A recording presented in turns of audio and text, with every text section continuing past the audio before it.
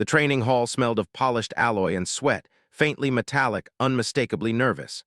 Rows of cadets stood in loose formations, shifting in place, most of them alien, all of them quiet. The silence wasn't respectful. It was expectant, humming with barely concealed curiosity as they glanced sideways at the lone human standing on the blue matted floor of the sparring ring. Darren Cole, 19 Earth years old, kept his chin high despite the knot in his stomach. His bare feet pressed into the flex foam mat, his balance subtly off due to the strange give beneath him. He adjusted his stance, tried to ignore the 20 pairs of eyes, some pairs, some clusters, some unblinking black discs, that watched him as if he were already half beaten. Across from him loomed Instructor Threeks.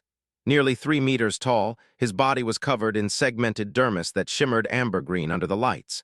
The alien's upper arms were thick and plated, ending in claws that clicked against each other with lazy menace. He moved with the casual ease of a predator, like a snake that already knew its prey had nowhere to go. "Observe," Threeks said, his voice booming through the hall's comm system. He tilted his head toward Darren, mandibles flexing. "See how a Deathworlder stands upright, thin-skinned, no exoskeletal support, and yet they claim to survive hurricanes and predator ambushes." A ripple of chuckles passed through the alien cadets. Darren's ears burned, but he didn't respond. He had been warned about Kershian humor, sharp, humiliating, often dangerous. He clenched his jaw and waited. "Begin." The command dropped like a hammer. Darren circled, hands raised, recalling his drills. His opponent barely moved. The instructor's lidless black eyes glinted with something that wasn't focus but disdain. Then, without warning, Threeks struck. The slap was faster than Darren could process. An open-handed lash, claws curled back, striking the side of his face with the force of a falling boulder. The crack echoed through the chamber. His vision went white. Pain exploded through his skull. His legs buckled. He hit one knee, palms slapping the mat to keep from collapsing entirely. Warmth spread across his upper lip down his chin. The metallic tang of blood filled his mouth.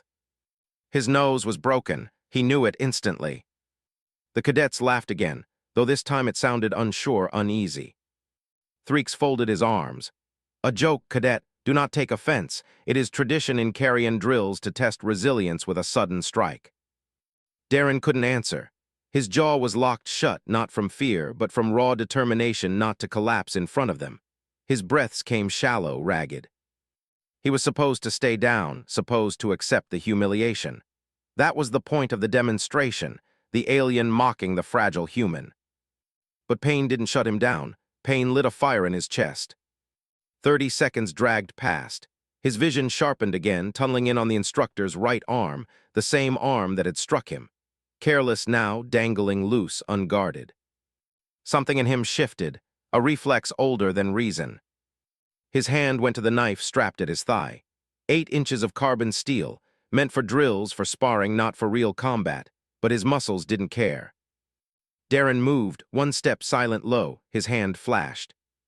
The blade bit through the seam in the alien's plated arm. A sickening resistance, then a snap as the edge severed the limb just below the joint. Threeks roared, a sound that shook the walls.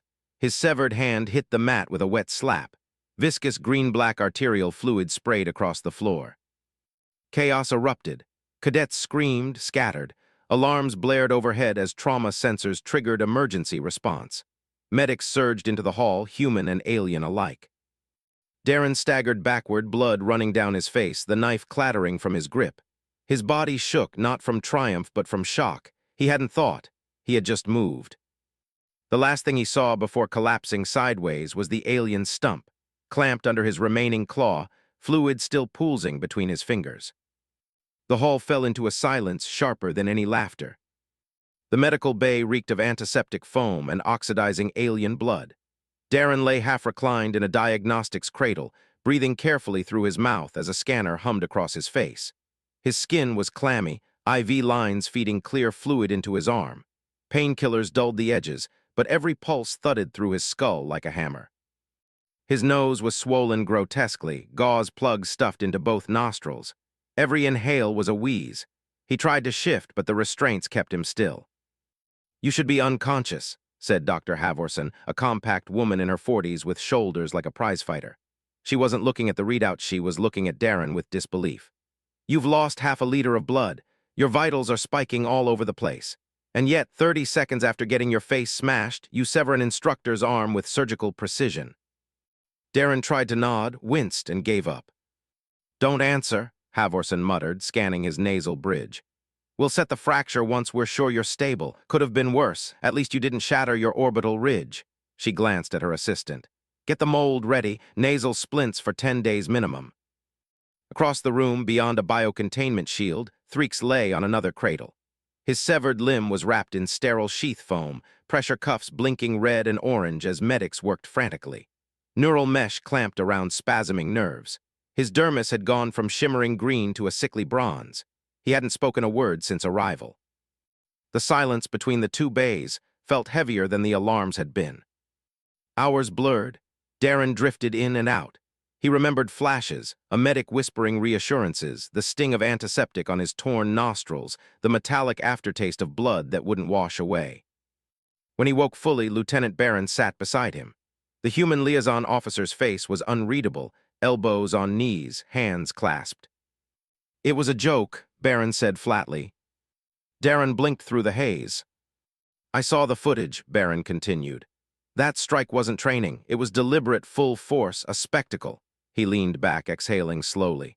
"Problem is you gave them one back, a spectacle, on camera, an instructor humiliated and maimed by a cadet." Darren tried to speak, but his throat rasped too raw. "Don't," Barron raised a hand. "I get it, fight or flight. Your reflexes are wired for survival, but understand this, every species here already distrusts us. They think humans are violent, unpredictable. What you did," he paused, his voice dropping, "it doesn't help." The words cut deeper than the pain in Darren's face. Threeks regained consciousness the next morning. The first thing he felt was absence, the phantom void where his arm had been. The second was the weight of a datapad in his remaining hand. Someone had left his medical report. He scrolled through Darren Cole's injuries.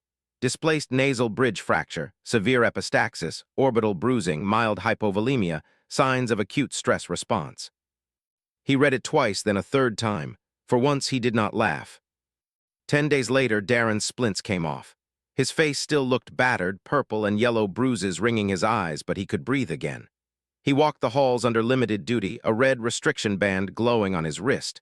No weapons, no sparring, monitor vitals. The whispers followed him everywhere. "Berserk. Deathworld reflex. Lucky hit." He pretended not to hear. One evening near the water dispensers, a four-eyed Yalin cadet stopped him. The alien's tone wasn't accusing, just curious. "You severed his arm," the cadet said. "That fast." Darren just stared back, bottle in hand. "I thought your species was fragile." Darren's voice rasped through healing cartilage. We're not. The Yalin didn't reply. He just stepped back slowly, as if realizing the truth for the first time. Across the compound, Threeks struggled in prosthetic therapy. The temporary limb hummed faintly, mechanical fingers closing too slow, dropping weights more often than not. His balance faltered. Every step reminded him of what he'd lost. But what haunted him wasn't the stump. It was Darren's face in that moment, bleeding, broken, half-conscious, yet moving with Predator's precision. No rage, no vengeance, only instinct. The tribunal chamber was colder than Darren expected. Not just in temperature, though the air recycling was set lower than human comfort, but in atmosphere. The walls gleamed with sterile alloy, inset with faintly pulsing strips of blue light. Rows of alien representatives filled the seats, their forms varied, chitinous exoskeletons, gelatinous masses in hoverpods, elongated limbs wrapped in ceremonial robes. Each one radiated scrutiny. Darren sat alone at the center table. His wristband restriction still glowed faint red, like a silent accusation. At the head of the chamber stood the presiding officer, a Veshari colonel, tall and mantis-like, his mandibles clicking rhythmically as he scanned the report in his hands. "Cadet Darren Cole," the colonel began, his voice amplified. "You stand accused of breaching protocol during sanctioned sparring drills, resulting in the grievous maiming of Instructor Threeks of the Kershian Directorate. Do you understand the charges?" Darren swallowed. His nose still ached from the splints, but his voice was steady. "I understand." Murmurs rippled through the chamber. Some sounded like clicks, others like low rumbles, still others like sharp inhalations. Dr. Havorson had warned him this wasn't about truth. It was about optics. A hollow projection shimmered into the air above the dais. The footage played again, Threaks's blow snapping Darren's head sideways, the blood spraying, Darren's stumble, and then, fast, brutal, the knife cutting through alien flesh, the arm falling, the roar, the chaos. The clip froze with Darren still standing, blade in hand, blood down his face. This, the colonel said, is what the galaxy now sees. A representative from the Zelari delegation leaned forward. Instinct or not, the human moved without hesitation. This is why we call them volatile. Another, a vortactician in scaled armor, hissed. No soldier that reckless should be trusted in joint command. But then a voice cut through, calm, deliberate. Lieutenant Barron, standing at the periphery, stepped forward. With respect, honored counsel, you are misinterpreting what you see. The Mantis colonel tilted his head. Explain. Barron gestured to the frozen projection. You see volatility, I see survival. Instructor Threaks struck full force. By your own reports, the blow should have left Cadet Cole unconscious. Instead, in a state of shock, bleeding half-blind, he responded with precision. Not wild violence precision. He targeted a vulnerable joint, disabled the threat, and then collapsed. That isn't recklessness, that is adaptation. The chamber buzzed, some delegates scoffed, others tilted their heads thoughtfully. From the medical bay balcony above, unseen by Darren, Threaks himself stood in silence. His arm capped with a silver graft, posture stiff. He said nothing. The tribunal ended hours later with no clear verdict. No expulsion, no exoneration. Only words carved into the record, retain with caution. Darren walked the halls afterward, exhaustion dragging at his shoulders. He knew what the whispers meant now, not discipline, not fairness, fear. Every glance from another cadet carried a new weight, not curiosity, but caution, as if one wrong step from him could turn laughter into bloodshed again. Even among humans, the silence was heavy. At mess, his squad mates avoided his table, not hostility, just distance. He was radioactive. Raina, his bunkmate, broke it at last one evening. She sat across from him, her eyes on her datapad. I saw the footage again. Darren didn't reply. You shouldn't feel guilty, she said. He hit you first. I don't feel guilty, Darren rasped. He shifted, wincing as cartilage twinged. I feel ashamed. She looked up, startled. Why? Because it wasn't a choice, he whispered. I didn't think, I just moved. Raina studied him for a long moment, then shut her pad. Most of us would have stayed down. Maybe that's why we need you here. Meanwhile, Threaks's recovery dragged on. His prosthetic integration was standard, but not simple. He had to relearn balance, relearn grip. Each failure burned his pride deeper. Yet what unsettled him most wasn't his own weakness. It was Darren's strength. Every night when he closed his eyes, he saw the human's broken face and the speed of that blade. 3 weeks after the tribunal, new orders rippled through the academy. Mixed species sparring was suspended. Cultural sensitivity drills replaced live combat sessions. No sudden strikes, no jokes. Every bout required verbal consent. They called it the Cole Directive. The name followed Darren like a shadow. The Academy's recovery wing overlooked the central parade field, a sweeping stretch of synthetic turf where squads drilled in perfect rhythm. Darren sat by the window, arms folded against the cool glass. His face still bore the remnants of bruises, yellow fatting into faint violet. The splint had been replaced with adhesive strips, thin but noticeable. His nose would never be quite straight again. He exhaled slowly, breath fogging the window. A week ago, he would have been down there in formation. Now he wasn't even allowed to drill. His red restriction band pulsed like a wound. The door hissed open behind him. I am cleared for limited walking, said a low, guttural voice. Darren turned. Threak stood in the doorway, posture rigid. His arm was gone from mid-forearm down, replaced by a gleaming silver cap grafted into the stump. No prosthetic yet, just a placeholder. He looked diminished, but not weak. Hesitant, perhaps, but not broken. I received your formal apology, Threak said. I did not respond, that was discourteous. Darren swallowed, throat still rough. I didn't know I'd done it, he whispered. Not really, not at first. I know. The silence stretched between them. Not hostile, not forgiving, something heavier. Threak stepped forward. May I? Darren nodded. They sat side by side on the bench, the parade field stretching before them like nothing had happened. "I assumed humans exaggerated," Threek said at last. His voice was quiet, stripped of its usual mocking edge. Darren glanced at him. "Your reputation precedes you. Dangerous, resourceful, hard to kill. We joked about it in the dorms, even in briefings. But I have trained Raskari vor tacticians, Zell from high-gravity worlds. You seemed softer." "I am," Darren said, his gaze dropped to the floor. "We all are, that doesn't mean we're harmless." Threeks flexed the fingers of his remaining hand, then stilled them. "I struck you because I thought it would make a point. In my culture, pain is proof. You break, you rebuild, you become stronger." "That wasn't pain," Darren murmured. "That was damage." Threeks inhaled slowly, the gills at his neck fluttering. "I understand that now." For the first time, Darren saw hesitation in the alien's black eyes. Not fear exactly, recognition. "I didn't mean to maim you," Darren said. His voice cracked, half from injury, half from something heavier. "It wasn't strategy. I don't even remember drawing the knife. It just happened. Everything went red. My face felt like it was imploding. I couldn't see. I could barely breathe." "That," Threeks said softly, "is what frightens them." Darren looked up, frowning. "You were injured, bleeding, disoriented, yet your body responded with speed, accuracy, and intent. Most species shut down when pain overwhelms. For humans, pain fuels the response. That is why they call you Deathworlders." The words hung heavy in the room. Days passed. Therapy became routine. Darren was allowed light cardio, no sparring. He wore a rebreather mask for 3 days to humidify airflow and prevent rebleeds. It fogged every time he walked too fast. The hardest part wasn't the pain, it was the stares. Not hostile, not mocking, just cautious. Cadets of every species gave him space, as if brushing shoulders with him might trigger some unpredictable reflex. Even the humans held back. Only Reyna stayed close.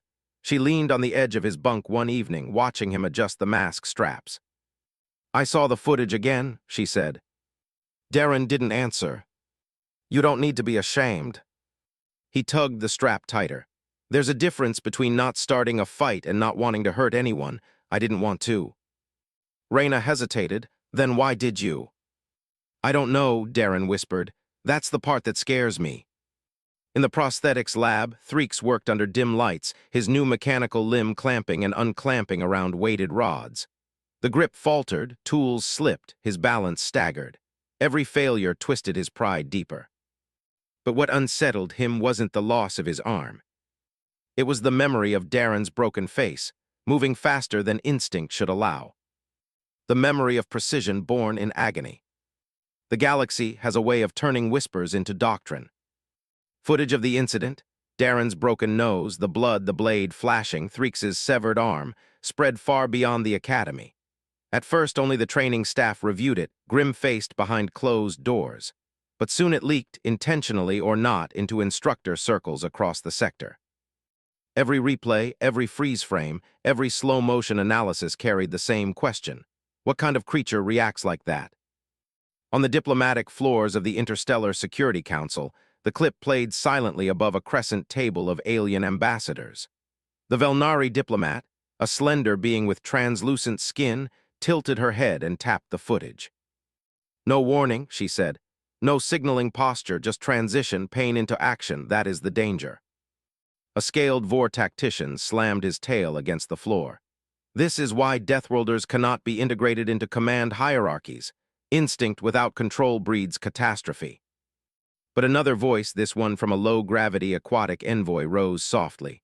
Her eye stalks swiveled, thoughtful. "Or perhaps that is the lesson. You do not strike what you do not understand, especially not as a joke." The chamber fell silent. Back at the academy, Darren's life became a study in isolation.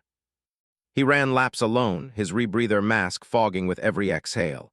He lifted weights in the corner of the gym while alien cadets watched cautiously from a distance. In mess, trays shifted away as he sat down, until even his human squadmates started to avoid him. Not with cruelty, just quiet fear. He had become a walking case study, a living cautionary tale. One evening, his bunkmate Reyna broke the silence again. She didn't look up from her datapad as she spoke. "He didn't press charges, you know." Darren frowned, Threeks. "Yeah," she tapped through training modules.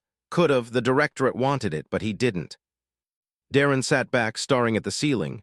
Why? Reyna shrugged. Maybe he saw what we all saw. In the prosthetics wing, Threeks fought his own battles. The new mechanical arm was sleeker now, matte gray plating with joint articulation fine enough to mimic muscle twitch. But it wasn't his. Every grip felt alien, every lift unbalanced. Balance had always defined his species. 3 legs, dual arms, symmetrical strength. Now each step reminded him of his loss. Yet he never once blamed Darren. What haunted him wasn't the blade, it was the boy's face. Half-conscious, nose shattered, still moving like a predator. Not rage, not vengeance, instinct. 3 weeks after the tribunal, the Academy's training hall was remodeled. The mat where Darren had bled, still faintly stained despite chemical scrubbing, was removed and replaced. Overhead cams, once archived, were officially locked under Incident 429R. Unofficially, they circulated everywhere. Instructors whispered, not a failure, a revelation. Cadets whispered, don't cross the human. By the 4th week, the whispers reached a new name, case study. Darren's reinstatement came without ceremony. His restriction band glowed brighter, no live weapons, no aggressive contact, vitals monitored during high stress. He wasn't offended, he was relieved. The swelling around his nose had gone down, breathing came easier. But every time cold air hit too fast, the septum twinged. Sometimes cartilage popped under the skin. He knew it would never quite heal right. He accepted it, he wanted the scar. Not as pride, as a reminder. The first time Darren and Threeks crossed paths again, it was almost accidental. Darren had just finished a solo evaluation, grappling against a moving dummy on a gradient floor. Sweat slicked his hair, his ribs heaving. Threeks stood at the console, his new prosthetic arm glinting faintly under recessed lights. The design had improved, sleeker, faster, smoother. It moved almost like it belonged. Your balance is improved, Threeks said without turning. Darren wiped blood from his lip where the dummy had clipped him. So's your grip. They stood in silence, the distant echo of drills humming from lower halls. Not hostile silence, not cold, something in between. You did not come here to prove yourself, Threeks said finally. No, Darren admitted.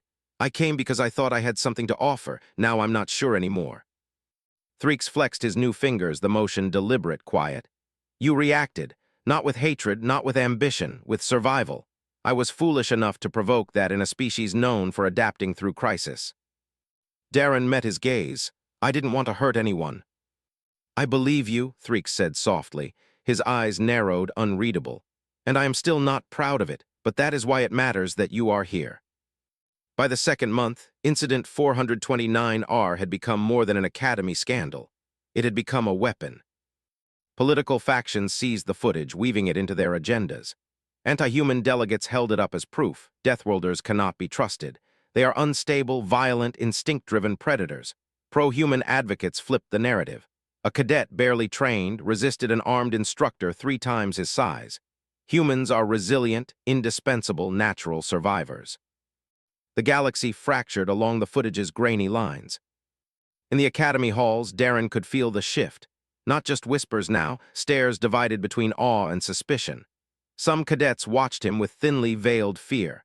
Others with a kind of reverence, as though he had become proof of legends whispered in dormitories. Humans don't break, they bite back. One evening, Reyna dropped into the mess bench opposite him, tray in hand. They're calling you the case study on the internetworks, she said. Darren grimaced. Great, that'll look good on a transcript. She lowered her voice. It's not a joke. I've seen threads from Veshar instructors, even from Kithran tacticians. They're dissecting every frame, every move. Some call it brutality. Others call it efficiency. You're in their training manuals now. Darren stared at the untouched food on his tray. His stomach churned. He hadn't asked for any of it. Meanwhile, Threeks found himself pulled into a storm of his own. The Kershian Directorate demanded answers. His report, measured, almost sympathetic, was dismissed as compromised. You were humiliated, they said. You are no longer fit to instruct. Threeks responded with silence. Not compliance, not denial, just silence. Privately, he practiced with his prosthetic until his joints ached. The arm was better now, more responsive, almost seamless. But no upgrade silenced the memory of the knife cutting through his flesh, nor the strange respect that memory carried. He had underestimated a human. It would not happen again. The fire spread faster outside the academy. In the council chambers, security proposals began to circulate. Ban humans from close-quarters combat roles. Restrict human cadet intake. Require implants to suppress adrenaline surges. But with every restriction, counter-voices rose. A coalition of frontier species, those who had fought alongside human settlers in skirmishes, stood firm. You fear them because they do not collapse when you expect them to, argued one frontier envoy. But in the dark of the Rim, that is the difference between survival and extinction. The footage replayed again, this time not a scandal but as campaign material. Darren knew none of this directly, he only knew the weight of eyes. During a light sparring review, his Yalan opponent refused to engage. The four-eyed cadet circled once, then simply dropped to one knee, hands raised in mock surrender. The room went silent. "I'm not fighting you," the Yalan said flatly. "Not after what I've seen." The instructor overseeing the bout looked furious, but did nothing. The match was logged as inconclusive. Darren left the hall shaking, not from victory but from emptiness. He hadn't wanted this, he hadn't chosen it, but it was shaping him all the same. That night he found Threeks in the prosthetic lab. The alien stood before a mirror, new arm flexing with mechanical precision. The plating caught the light, reflecting sharp lines across his face. "You're improving," Darren said quietly from the doorway. Threeks turned, black eyes unreadable. "And you are deteriorating." Darren stiffened. "What's that supposed to mean?" "You train alone, you eat alone. Your peers do not trust you. You will become what they whisper if you let them." Threeks stepped closer, his gait uneven but steady.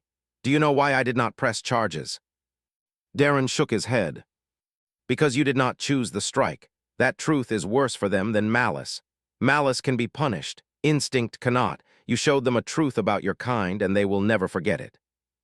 Darren looked away. His chest tightened with a mix of anger and shame. "Then what am I supposed to do? Pretend I'm harmless?" Threeks's new hand flexed, metal fingers curling. "No, you must learn to control the fire you carry, or it will burn you before it burns anyone else." Outside the academy walls, the galaxy debated furiously. Was Darren Cole a threat, or was he proof that humans were exactly what the galaxy needed? The alarm shattered the night. A piercing klaxon ripped through the academy dorms, followed by a blaring announcement in 3 galactic tongues. "Security breach. Perimeter compromised. All cadets to lockdown stations." Darren bolted upright, heart hammering. He pulled on his boots and ran, ribs aching from half-healed bruises. In the hall, cadets stumbled in confusion, some panicked, others frozen. The sound of distant explosions shook the alloy walls. "Not a drill," someone whispered. It was. The Academy's perimeter sensors had picked up a strike force. Raiders, species unknown, testing the defenses of the most prestigious training compound in the sector. Darren's squad clustered by the armory hatch, fear etched on every face. The officers barked orders, herding cadets toward shelters. "Cole," Lieutenant Barron's voice cut through the chaos. "You're on lockdown, restricted duty. Get to the safe hall." Darren hesitated. The sirens, the smoke curling through the corridor vents, the raw fear on the faces around him. He couldn't move away from it. Not again. The armory doors slammed open.